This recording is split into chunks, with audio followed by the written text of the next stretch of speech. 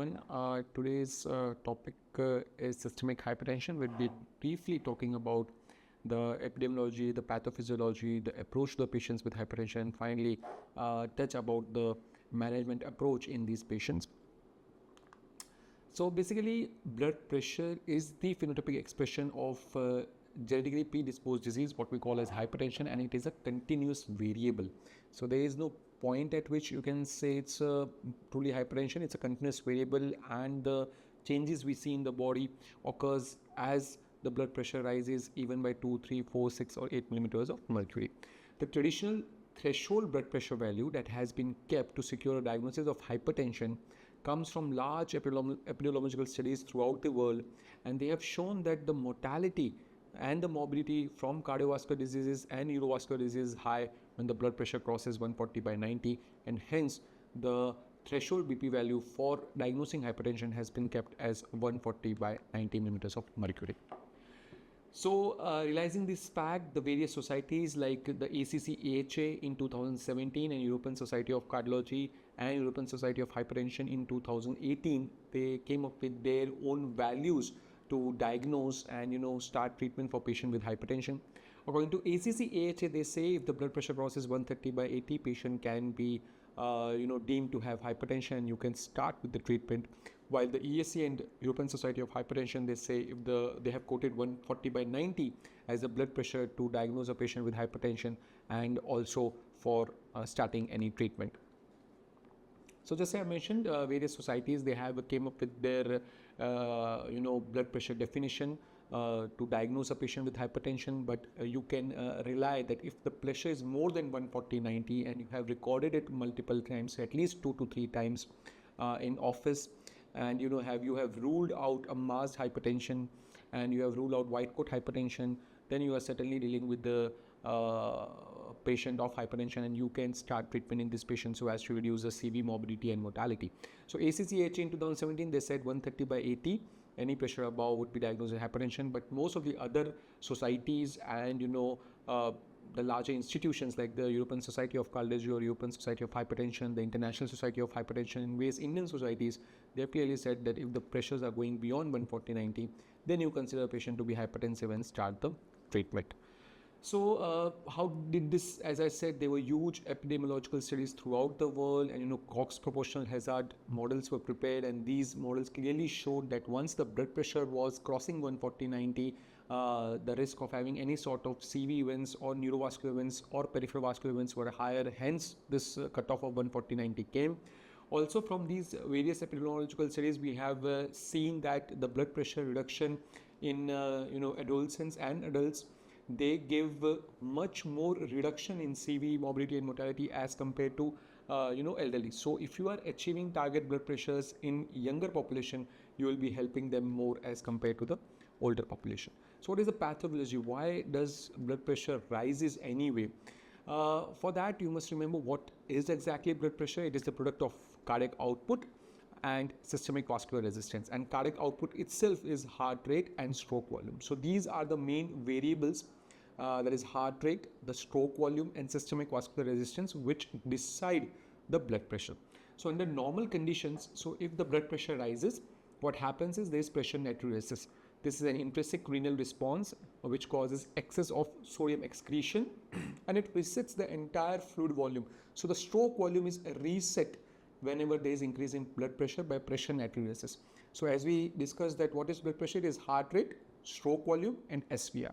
So whenever pressure rises slightly, it is pressure natriuresis, it resets the stroke volume, it resets the intravascular fluid volume in a way that the blood pressure is controlled.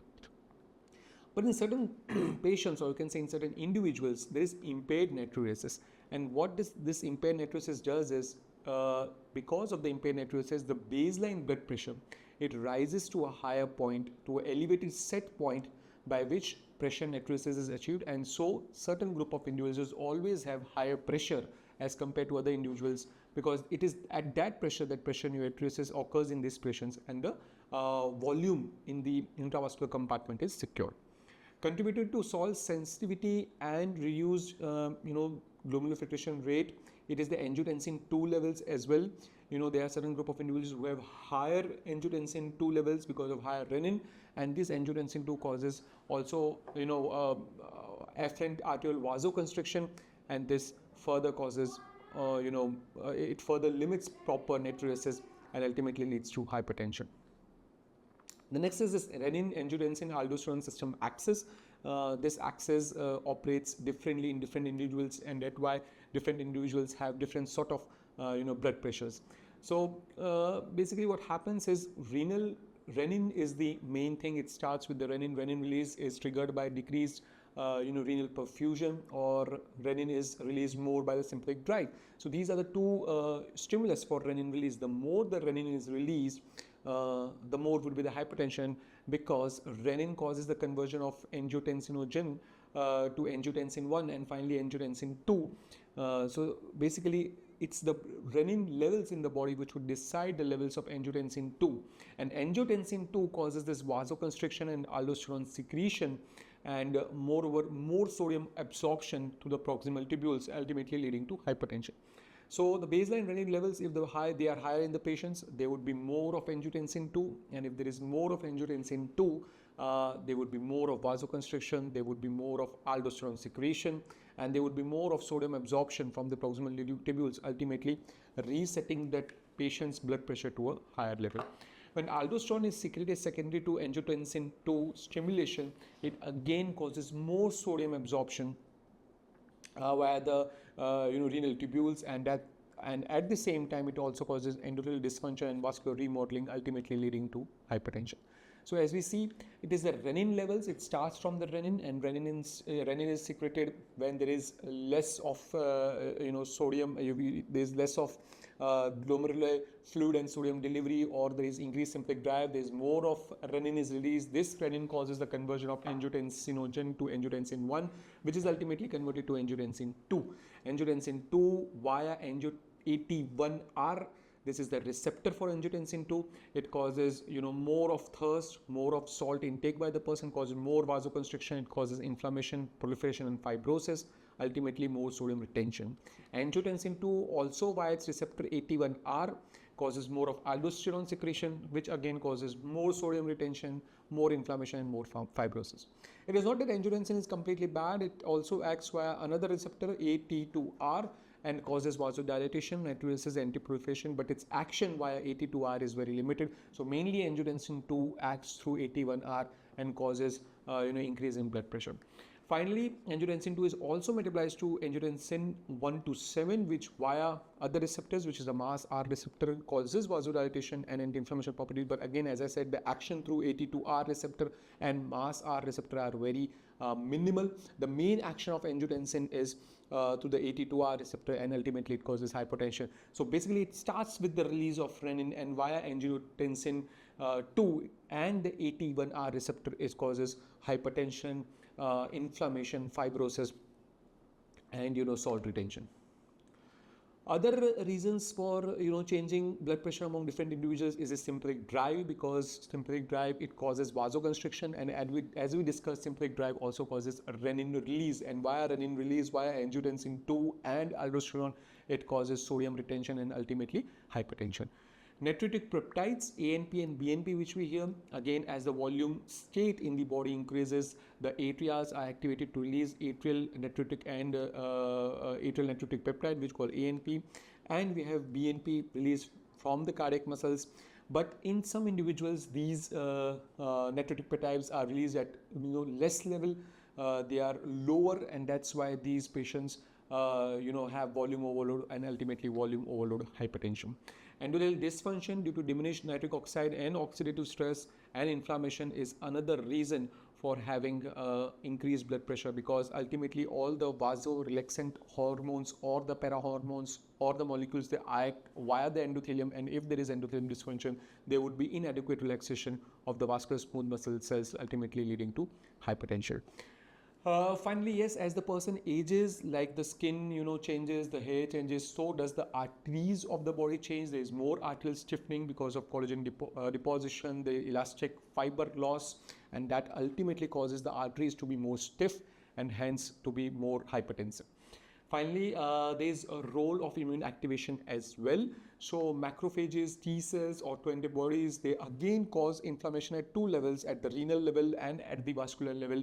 And because of this inflammation at the renal level, because of inflammation at the renal level, there is more renin release, more angiotensin 2 and aldosterone access. And because of inflammation in the vascular smooth muscle cells, there is impaired relaxation of vascular smooth muscle cells, and both these factors lead to hypertension. Now, what is the diagnostic approach to patient with hypertension? So, when a patient with suspected hypertension comes to you, what is the approach? How do you approach that patient? So, whenever a hypertensive patient comes to you, the first step is to confirm that the patient really has true hypertension, and that has to be to repeated office monitoring. So, just a first reading of patient having a blood pressure of 144/90 doesn't classifies him to be having hypertension. You see to it as an expert that the cuff of the blood pressure cuff was appropriately sized, and that the readings are taken at least 2 to 3 times on different occasions, so as to confirm that the patient is having hypertension. Finally, you need to, if you are having diet, so if you are taking multiple blood pressures, say you have taken 3 to 4 office blood pressures and the patient pressures have varied every time, then you might use what is called as ambulatory blood pressure monitoring or home-based blood pressure monitoring, so as to properly diagnose hypertension and exclude white coat or masked hypertension. Similarly, if you see they are elderly and you are going to diagnose them as hypertensive and start them on antihypertensive drug, you need to confirm that there is no orthostatic fall in this group of patients. You need to have, yes, a detailed history and focused clinical examination, that is focused physical examination, so that you can rule out secondary causes of hypertension. And secondary causes of hypertension are more common in the younger population, and these include sleep apnea, endocrine disorders, coarctation. Also, physical examination is not only required to rule out the secondary causes, but also to assess the target organ damages which hypertension causes. So by a proper physical examination, you can rule out if the patient is having headache, so as to if there is any neurovascular damage, dyspnea, so is there cardiovascular damage, or there is hematuria or albuminuria, which indicates a renal damage. Also, physical examination, which is a thorough physical examination, it would rule out the comorbidities which usually accompany hypertension, such as diabetes, dyslipidemia, obesity. Finally, family history. A family history should be sought in all the patients, because especially the younger patient, because you can rule out certain inherited syndromes which can cause hypertension, such as polycystic kidney disease, the Men's syndrome, and pheochromocytoma. As we discussed, the physical examination will indicate us whether the patient is having some end organ damage or secondary causes, or it also will help in certain ruling out certain rare causes which cause hypertension. Say, for example, the Cushing disease, that is also a reason for hypertension. So if you are properly inspecting the patient, you can rule out Cushing's also, any thyroid disorders, acromegaly, neurofibromatosis, any murmurs or bruise throughout the body. So these examination has to be done on the first visit only, so as to rule out these rare causes of hypertension at the first visit only. ABPM, as I said, whenever you have doubt, so if you are taking office blood pressures and patient has different blood pressures on the first time, second time, third time, and you're not able to clearly classify whether the patient is hypertensive or non-hypertensive, in such patients, ABPM, which is ambulatory blood pressure monitoring, or home-based blood pressure monitoring, would be really superior to not only diagnose but prognosticate and as well as start the treatment in this group of patients. So when the patient has come, you have taken a detailed history of him. So you have conducted a proper general physical examination, so as to rule out the rare causes or the secondary causes or the end organ damage.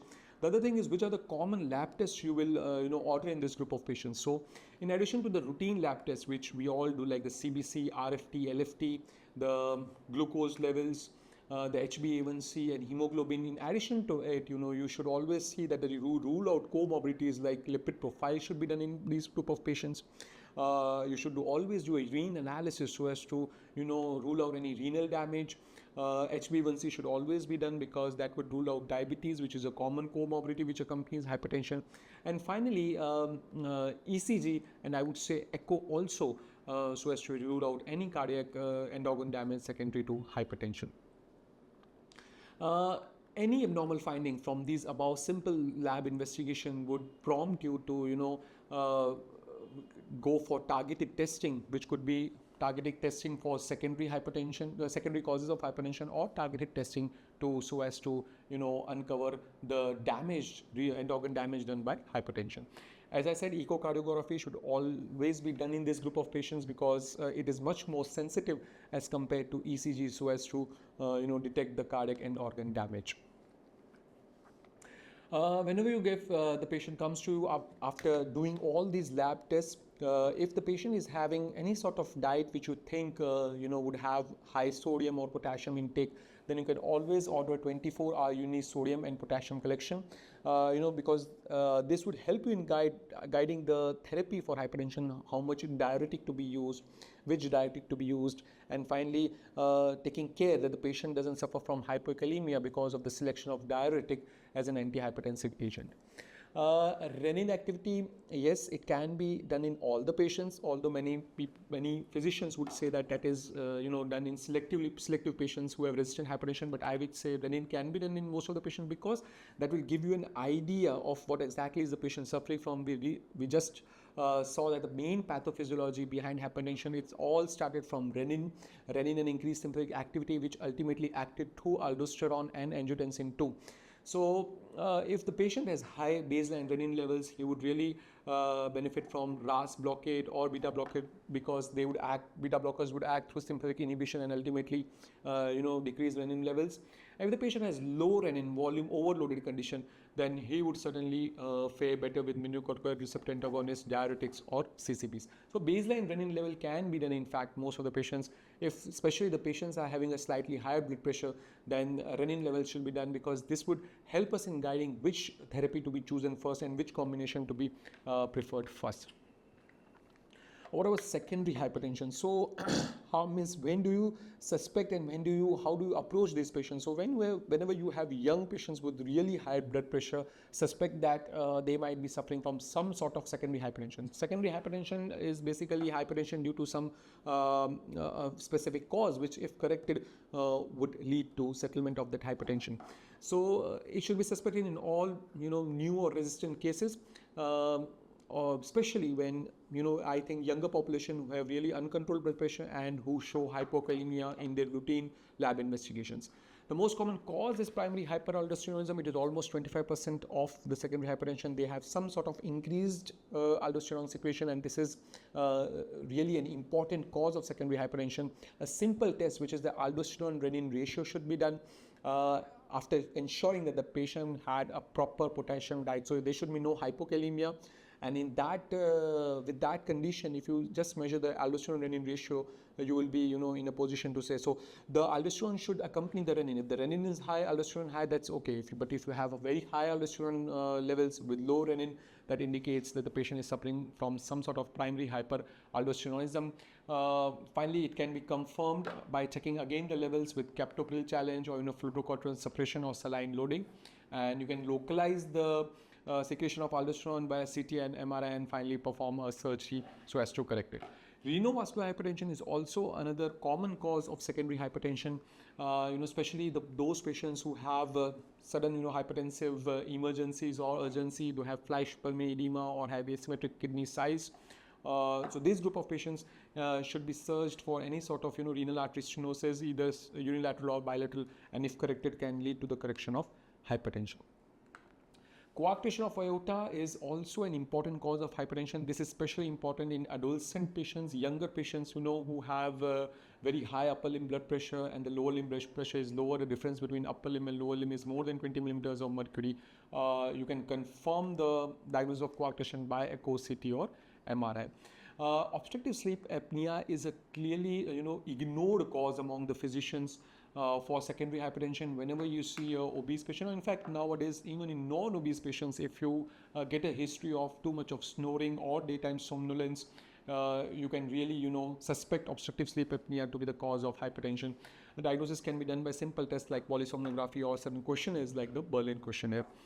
Other rare causes are like pheochromocytoma or paraganglionoma, but yes, though rare, patients do come with this, and it can be suspected in patients who have, say, headache, palpitation, diaphoresis. So if someone says that 4 to 5 times in a week they have this diaphoresis along with palpitation and headache, then you can suspect pheochromocytoma or paraganglioma to be one of the cause. And it can be diagnosed easily by studying a simple test, which is the 24-hour urinary metanephrines. And the location of that pheochromocytoma paraganglioma can be confirmed with CT MRI and be corrected by a surgery. Glucocorticoid excite, what we call Cushing's, which can be either iatrogenic or secondary to ACTH secreting tumor or ectopic tumor or adrenal tumor, is also an important cause for hypertension. So if you have Cushingoid features in the patient, you can just go for, say, urinary free cortisol levels or late night salivary cortisol level to diagnose the patient with Cushing disease, and you can confirm it with the dexamethasone suppression test, and finally localize it with CT MRI so as to do a surgery. The other rare endocrine causes for hypertension include thyrotoxicosis and acromegaly. So even hypothyroidism, both hypothyroidism and hyperthyroidism and excess of growth hormone can cause hypertension, and you need to be careful. So whenever patient presents, say, with wide pulse pressure and tachycardia, always, and you have no other cause for wide pulse pressure and tachycardia, always think of thyrotoxicosis, because these patients, they fare well with selecting beta blocker as one of the agent for antihypertensive agents. Similarly, acromegaly causes prognathism and changes in the mandibular structures by which, and also vascular remodeling by which they cause hypertension, and treating the growth hormone adenoma can really improve the blood pressure. Finally, the secondary cause also includes patient's personal habits. So if the patient is taking too much of alcohol or too much of drugs like NSAIDs or SSRIs or SNRIs, again can have elevated blood pressures. CKD, we all know CKD is also a cause of hypertension, especially when the eGFR goes below 16. So this is, till now we discussed what is the basic pathophysiology of hypertension, how do you approach when a patient comes to you with hypertension, which are the common lab tests you do, when you suspect secondary hypertension, what are the common causes of secondary hypertension, how do you diagnose them by simple tests, and approach such patients. Finally, we'll move on to the therapeutic approaches. When do we start the treatment? And which are the drugs we commonly prefer as groups in patients with hypertension. So pharmacotherapy is to be initiated whenever the blood pressure goes above 140/90, I would say, because although ACC/AHA recommends 130/80, I would say 140/90 would be the cutoff. Always you can first try lifestyle modification, but yes, if the blood pressure reading is coming above 150/90 consistently, you can straight away start antihypertensive drugs without waiting for lifestyle modifications.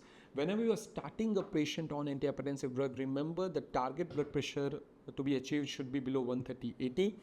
The lifestyle modification we just discussed should be like DASH diet, that is more of fruits and vegetables, decreased saturated fat, sodium restriction below 1.5 gram per day, aerobic activity, which is 90 to 150 minutes per week, and weight reduction. So these are the lifestyle changes. So which are the lifestyle changes you would recommend to this patient is like take more of fruits and vegetables, reduce sodium intake, reduce fat intake, lose your weight, and perform aerobic activities at least 90 to 150 minutes per week. Finally, increasing dietary potassium levels also reduces blood pressure, and if the patient isn't taking alcohol or drugs like NSAID, they should be reduced to the minimum. The first line therapy, yes, it's the RAS inhibitors, because in the pathophysiologically we just discussed that it was all through that renin release that ultimately caused the chain reaction and caused blood pressure to increase. So RAS inhibitors are one of the preferred first line agents to be started in patients with hypertension, especially those who have some sort of kidney disease or diabetes. It offers both renal protection as well as CV protection. Thiazide diuretics are also one of the first line drugs to be started in patients with hypertension. They are potent, inexpensive, but yes, you have to monitor electrolytes. And finally, CCBs again are really first line agents, especially these are more important in the elderly and especially with isolated systolic hypertension.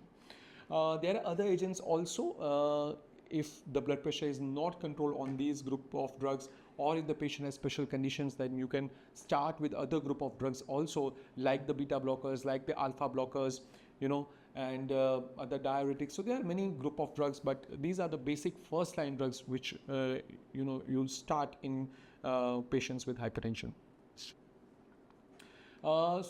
So what do we start with? We start with a single agent combination therapy. Combination therapy is preferred, especially when the blood pressure is more than 150/90, I would say, or more than 20/10 above the goal. And usually if the pressure is more than 150/90, we start with a single pill dual combination. Single pill dual combination always includes a RAS inhibitor. Along with it, you can either add thiazide or CCB. This would be the first line to start with. Combining ACE inhibitor ARBs with CCP has always shown to be better in reducing the CV events, and there has been trials done to prove this. So whenever you are targeting a patient who has blood pressure more than 150/90, you start directly with a combination therapy. Combination therapy should include a RAS inhibition. Along with it, you can either add CCB or you can add a diuretic depending on the patient condition. I would say if the patient is slightly elderly, CCB would be a better choice because it would reduce the CV events by as high as 20%.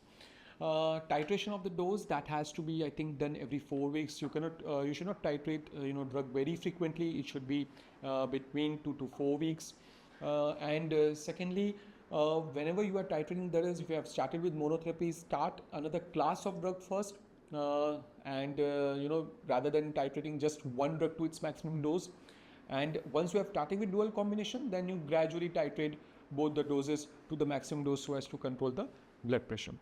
What about controlling blood pressure in CKD patients? In CKD patients, the target to be achieved for blood pressure control is below 130/80 if the patient has any sort of proteinuria, because proteinuria indicates renal endothelial dysfunction. In this group of patients, you have to control the blood pressure really very strictly and should be kept below 130/80. Again, the RAS inhibitors again are the first line drugs. They have the most strongest data for slowing the glomerular damage. So these are the first group of drugs that are to be used in patients with CKD.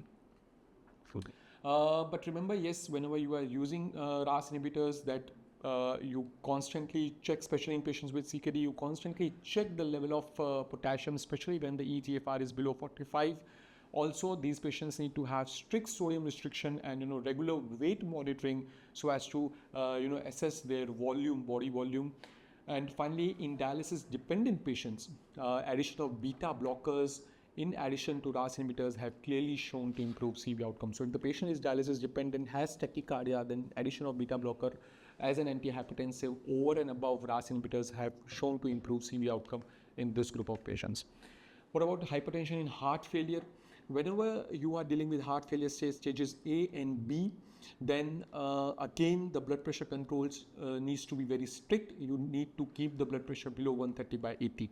In advanced stages of heart failure, which is stage C and D, yes, the blood pressure control should be again very strict. It should be below 130/80, but the agents used to control the blood pressure now slightly changes, because you can, instead of ACE inhibitor, you can prefer ARNI. You can choose beta blockers as one of the antihypertensive agent along with mineralocorticoid receptor antagonist, and depending on the patient condition and other comorbidities, SGLT2 inhibitors, hydralazine and ivabradine again plays a major role in this group of patients. In HFpEF, we know HFpEF is very tough to manage, again a very critical condition, but in this group of patients also you need to have a strict blood pressure control. So when we are talking of strict blood pressure control, we are aiming a blood pressure below 130/80, and in this HFpEF patients you need to have a guided volume guided diuretic therapy so as to reduce dyspnea, and mineralocorticoid receptor antagonist would be one of the preferred agent for blood pressure control. Now, a word about resistant hypertension. What is resistant hypertension? Resistant hypertension can be said if the patient is, a hypertensive patient is already on 3 classes of drugs and still has the blood pressure above 140/90, then a patient can be, declared to have resistant hypertension. But we need to take care that of the 3 classes of drug the patient is having, one of them is a diuretic and the maximal dose of diuretic has been given. This seems as if there would not be many patients, but remember that the incidence of and the prevalence of resistant hypertension is in fact as high as 10 to 15%, which is very high.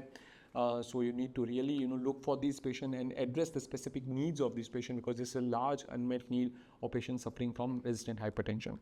Before labeling true resistant hypertension, one need to rule out that you are not dealing with white coat hypertension, and you might require ambulatory blood pressure monitoring or home-based blood pressure monitoring so as to confirm patients with resistant hypertension.